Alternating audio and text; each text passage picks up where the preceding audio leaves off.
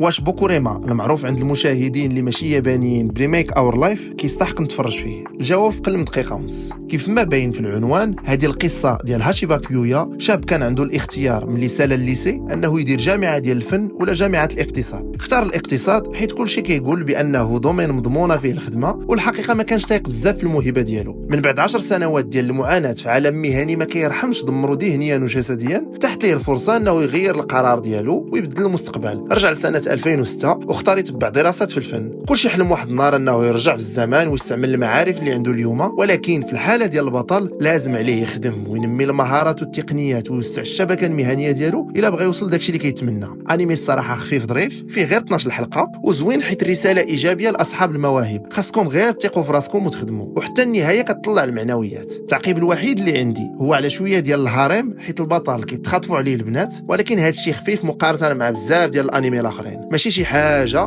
ولكن يستاهل نتفرجوا فيه الا بغينا نرتاحوا شويه من الشونين، وكنعطيه 3 على 5.